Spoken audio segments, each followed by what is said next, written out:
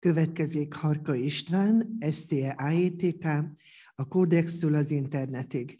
A szerzői jog fejlődéstörténete a kezdetektől napjainkig, vázlatosan. Thank you very much. If you don't mind, I'm going to deliver my presentation in English because I suppose most of the audience is not Hungarian speaker. I will share my screen and I will start my presentation. If I get a positive feedback regarding the visibility of my presentation. Can you see my presentation? Yes. Okay, my name is István Harkai, as Ildi has already mentioned. I am a senior lecturer at the University of Szeged Faculty of Law and Political Sciences. And today I would like to give you a short introduction into the development of copyright with regards to two economic rights. On the one hand, the right of reproduction, and on the other hand, the right of communication to the public.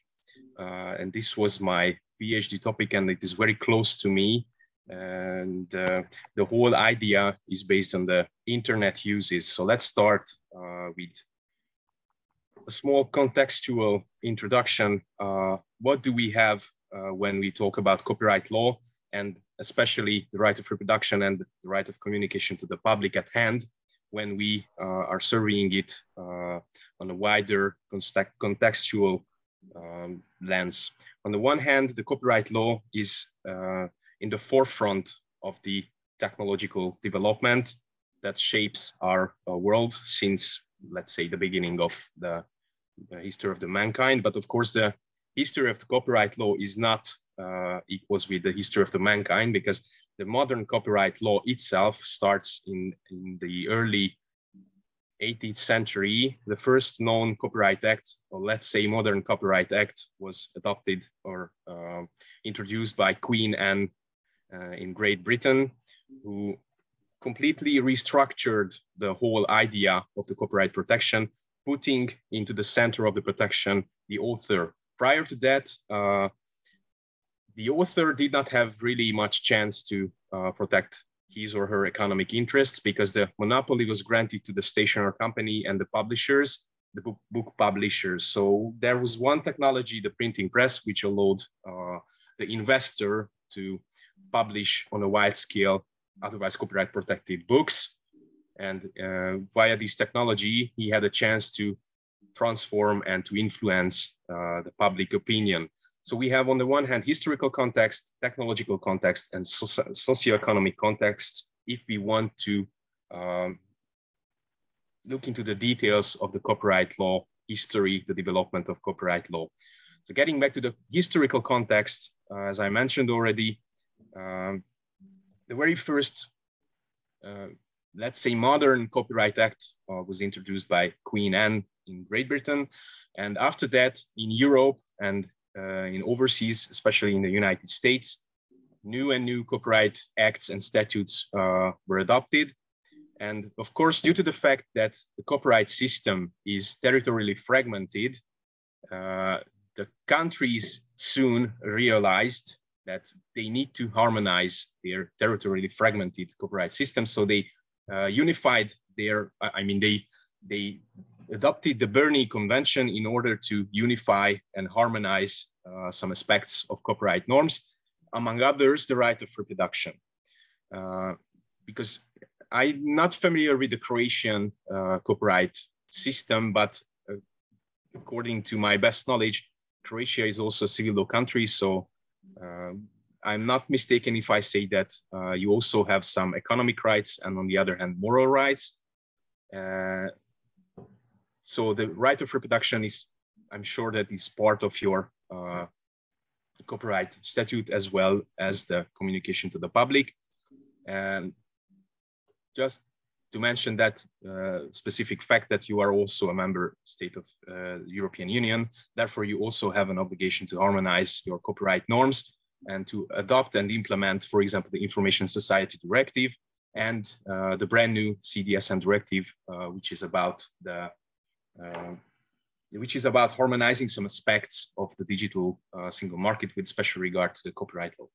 So if you take a look on the historical context, we see that there were several treaties in the international level and as well on the European level, some directives that aimed at harmonizing these two economic rights, the right of reproduction and right of communication to the public. The technological context is also a segment or an important aspect that we have to mention if we want to understand the nature of the economic rights of the copyright law. There are some examples listed on the beneath the technological context. For example, the printing press, the gramophone, the motion picture, the radio and television, the VHS, cassette, DVD, software, computing technologies, and finally the internet. All of these are just examples, technological inventions that influence the copyright law severely, because if you take a look on the historical context, there are some important statutes and conventions and directives that has something to say or have something to say about the economic rights. But of course, the development is not a step, this is a, how to put it into English, this is a dynamic development. Copyright evolves dynamically, which means that if one technological invention, one technological challenge appears, then the copyright norms has to deal with them somehow. And the internet is one invention that caused lots of headache to the international legislator, how to deal with those internet-related uses that cannot be fit into that traditional analog framework of the copyright system, the international and European copyright systems. And of course, we have the socioeconomic and historical context. The socioeconomic context, and let me just jump to my last slide, because I think this triangle relationship demonstrates well what I understand beneath the socioeconomic context of the copyright law. Of course, on the one hand, we have the rights holders side, they are interested in high level of protection. On the other hand, we have secondary users of protected subject matters. I refer here to the related rights holders who are interested in exploiting economically the benefits of the author's works. And of course, we have the general public who is interested in getting access to the information and also getting access to cultural goods. So let me get back to my second slide, because you can see that from the socio perspective, we have a supply side and a demand side. On the supply side, we have the authors and other related right holders who creating a massive amount of copyright protected subject matter. And they are interested in, again, a high level of protection and a high amount of remuneration. So basically the money. And on the other hand, we have the demand side, the already mentioned end user side. They are interested in getting access as fast as possible, as cheap as possible to copyright protected subject matters. And they are not really interested in the otherwise very complicated international European norms. So if you take a look on this slide, you can see that we started with the book, with codexes, because if we go back at least 600 years in the European history, we don't have anything in our hands, any invention.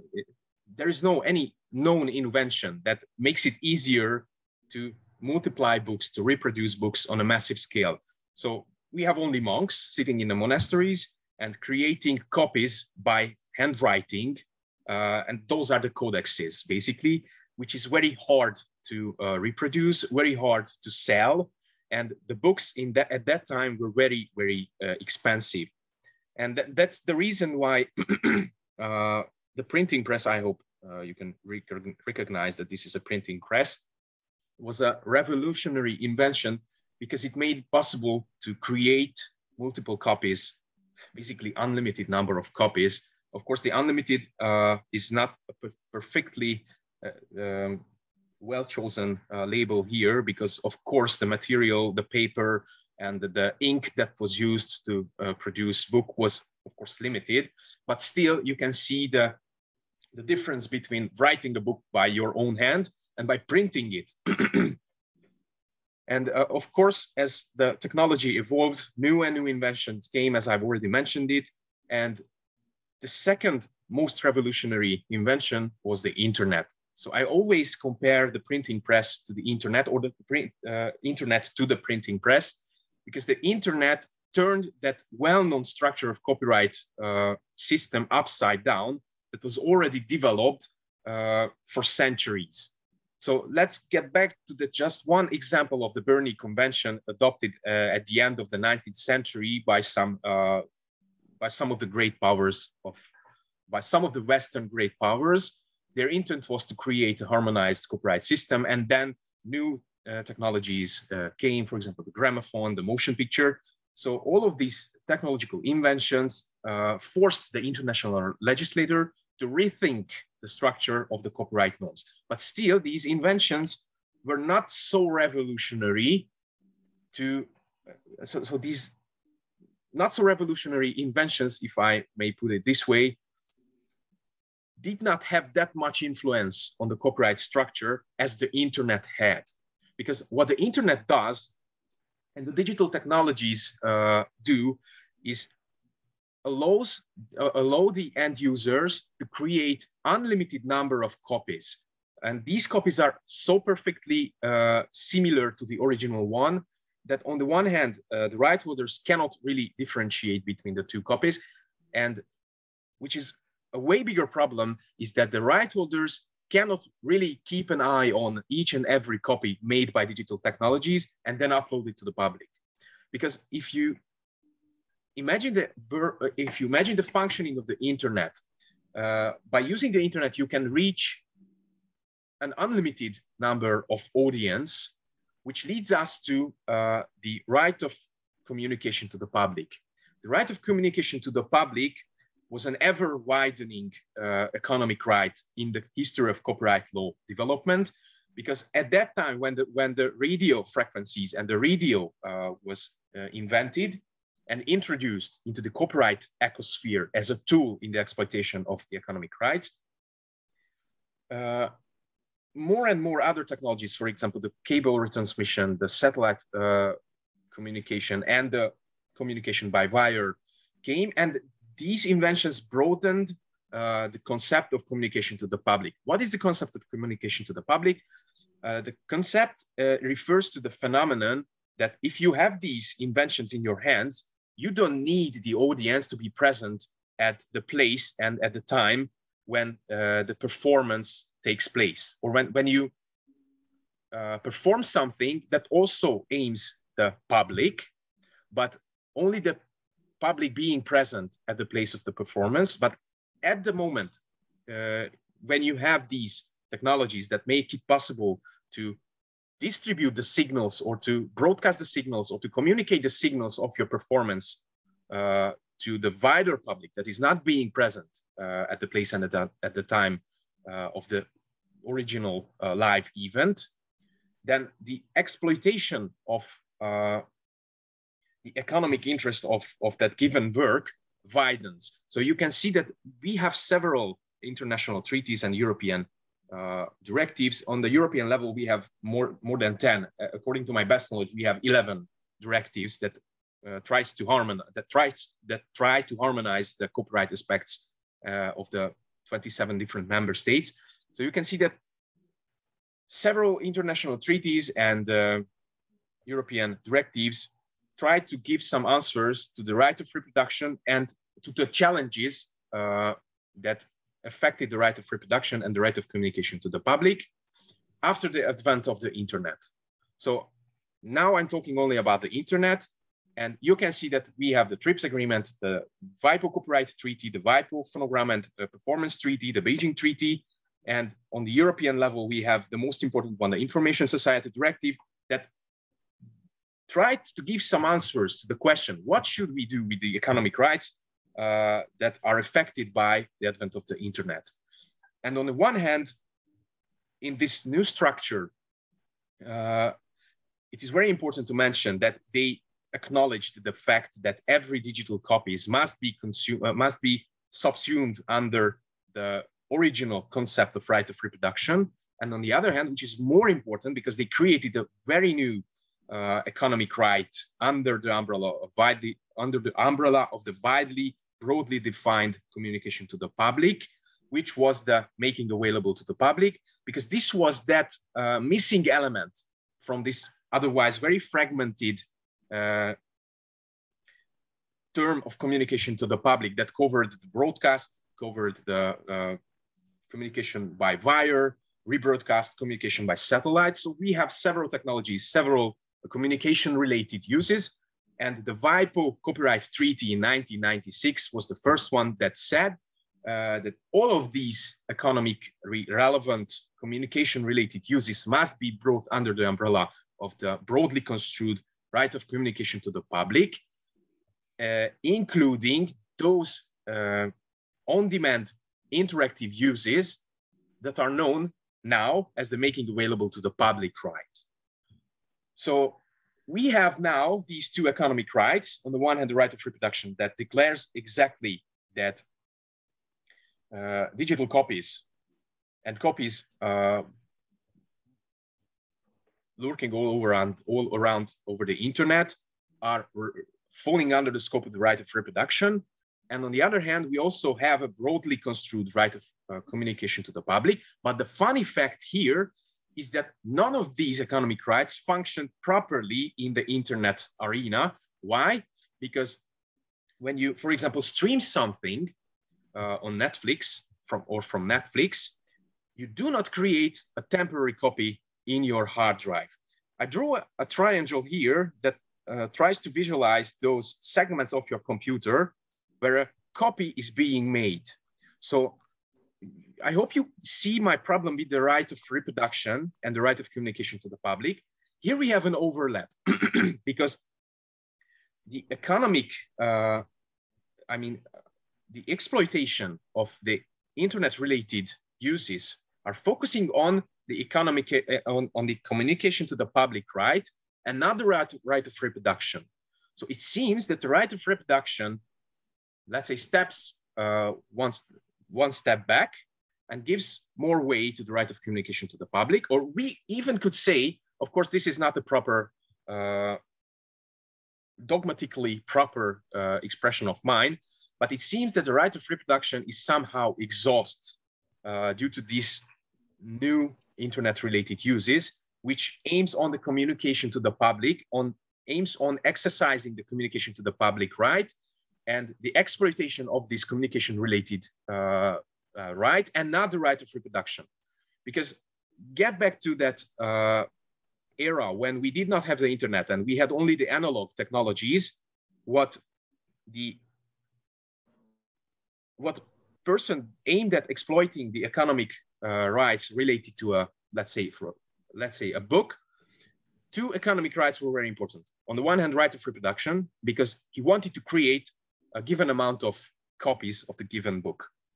And on the other hand, the right of distribution was very important because otherwise he would have not been entitled to distribute the copies to the public. But regarding those internet-related uses that do not require a permanent copy, it seems that, again, the right of reproduction steps one step back and the right of communication to the public prevails because that is the, let's say, ruling economic right, and the exercise of the economic right and the main purpose of the exercise of the economic right is to exploit the economic benefits of the given digital work that is being transmitted over the internet. So concluding my thoughts, we have to get back to this triangular, yes, it is very hard word for a Hungarian because we do not particularly say the R in the way that it is being said by British people.